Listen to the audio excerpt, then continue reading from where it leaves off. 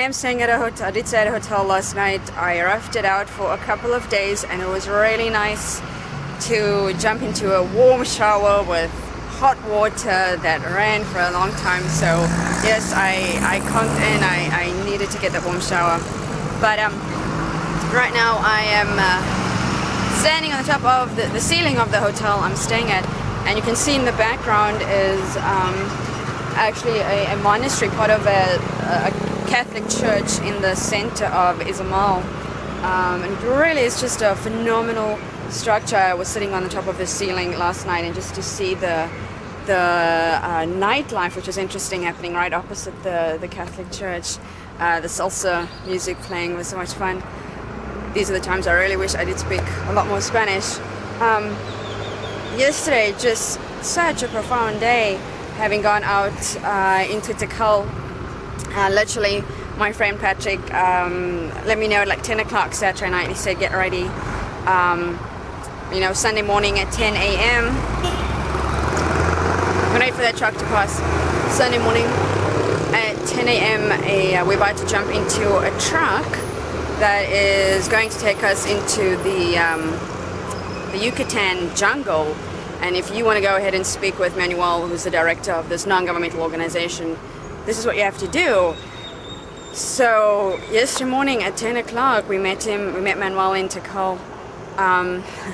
Jumped into this truck where I'd been told during the ride that the same truck is used to transport cattle and all sorts of other things. So there was at the back of this truck, encaved in the back of this truck, very bumpy ride to the jungles of the Yucatan. And literally there was some stages where I was a little concerned because I had no idea where we were, and I kind of gave Patrick a look of where are we and where are they taking us. We literally were in the middle of nowhere. Just tons of forest around us and this very tiny dirt road. There were a couple of times where the truck we were in couldn't get over the road. Of course, there's no cell phone reception at that stage because you are so far in the middle of the Yucatan jungle. But very liberating experience, I think, to just project yourself out there in the middle of absolutely nowhere. I have no idea where you are. We finally got to one of the epicenters of very, very prone, very important within the Mayan culture, the Mayan custom. And we were told that we needed to swim in a cenote, which I'm hoping I'm pronouncing that right. Swimming in a cenote, and I can see why it drew a lot of, I can understand why it drew a lot of the Mayan community to this particular area, because it is so calm and serene and peaceful. And it was funny because I didn't bring my swimming costume. I had brought all of my camera equipment, but no swimming costume, no proper sneakers to go hiking through the forest. I was under the impression I was literally going to drive in an air-conditioned car to a building and speak with Manuel. And when we got there, he said, no, we are going to be trucking into the forest. We're going to be doing a lot of cycling and biking and hiking, and this is of course the only time I bring my sandals. But when we got to the cenote, which is this phenomenal looking pool, Manuel, who is the director of this project, or this program, asked me if I was going to swim, and I said no, I can't. I didn't bring any swimming gear. And he looked at me with this strange look, like, you are going to not swim in this amazing looking cenote because you don't have a swimming gear and you're in the middle of a very energized Mayan civilization epicenter. And then I did it. I jumped into the cenote with all of my clothes, and it was just so liberating that I think I'm going to start doing that a lot more often when I get back home. It's just jumping into pools with my clothes on. And it was great to just float in this cenote and look up at the sky, surrounded by this vegetation and the forest, and it's just so quiet. You could hear the sound of every single hummingbird, and the water was so clear you could see the tiniest little fish. Just an incredible, amazing experience to be out there, as I said, in the middle of nowhere, and just to be completely liberated and re-energized and I think even for me, refocused. So that was really good. And after we left there, and unfortunately I couldn't take my cameras down there because you have to literally climb down these rocks, and it's I don't know, maybe about 50 meters down, and we couldn't take our backpacks down there to take any of the cameras. Already have loved to have just shown what it looked like, but what I'm trying to do is explain to you what it looks like, because I couldn't take any cameras down there. Just absolutely phenomenal. If you ever have a chance to get down there, go into Izamal, go into Tech Hole, jump on the truck, just 3 hours into the forest. It is so worth the while. This has been definitely one of my more incredible trips. I did things yesterday I had no idea that I would have had the courage to have done before, but I was out there, and when you're out there, it is what it is. You do what you have to do. And then even more interesting, to get to the pyramids, we had to cycle, and I hadn't had any of my sneakers because I came prepared with all my notepads. But I think maybe the real interview comes when you are just out there and you're connecting with that person, and there's no camera equipment and you can't get it on film, but you find a way to get it in here. And what I'm trying to do is take it from here and present it to you. And I can actually feel myself tearing up just thinking about it. Just phenomenal experience. And in order to get to the pyramids, we had to mountain bike, and this was not a beginner mountain bike trail. I think about all of those times at my own house when I go mountain biking along Barton Creek Trail, and I've got my cycling shorts and my cycling gear on my bike.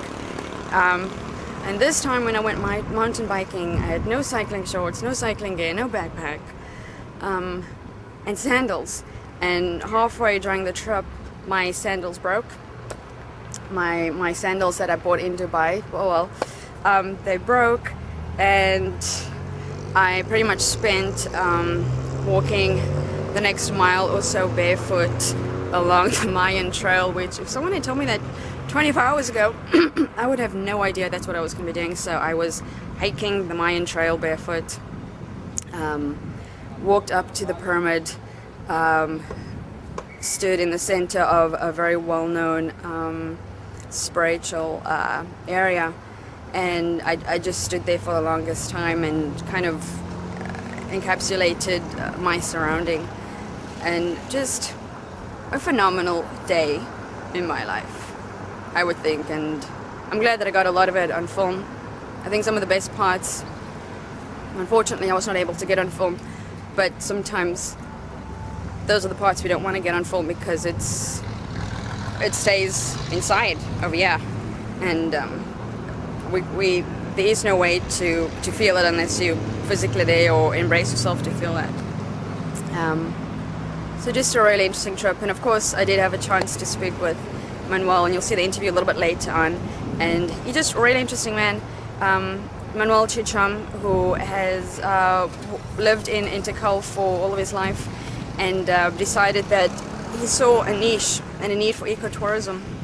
And a lot of the times, I know when I'm going backpacking, we tend to go to the same hostels and we meet the same kind of people, which very interesting people. I love the fact that I'm able to meet really interesting expats. But sometimes you really just want to project yourself and put yourself into a completely different, immerse yourself into something completely different, which really embraces the culture of that area that you're in. And on this trip, I felt I was really able to do that. And just spending time with Manuel and Patrick was with, we able to, Manuel and I don't speak the same language. I unfortunately do not speak Spanish, although I've been pushing my Spanish limits, but it's definitely going to be an objective of mine.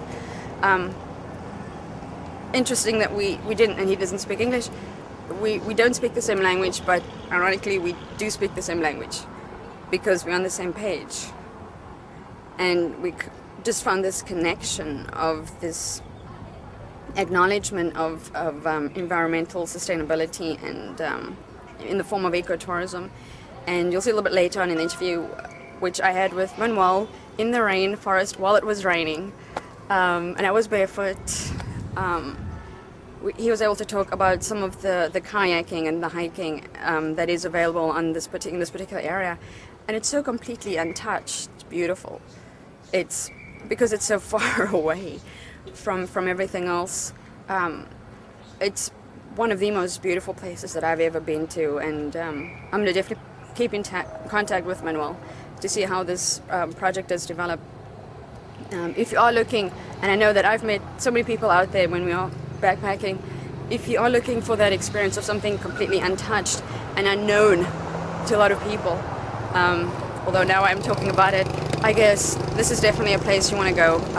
It's about 2 to 3 hour jungle ride from Tikal, which is about 3 hours west of Cancun. I actually just flew into Cancun. I haven't spent any time in Cancun, and I'm flying out of Cancun. I don't think I'll be spending much time in Cancun either, other than flying in and out. It really is a phenomenal experience, and as you can see, just being at this view and the energy, and I love the fact that everyone's on a scooter driving around town, and there are like 4 or 5 people on one scooter. I love that. Just a great day. Today I'm hoping we're going to get some kite surfing done. It depends on the wind, and we've been out here for a couple of days. We can't really go kite surfing unless the wind is at the optimal levels.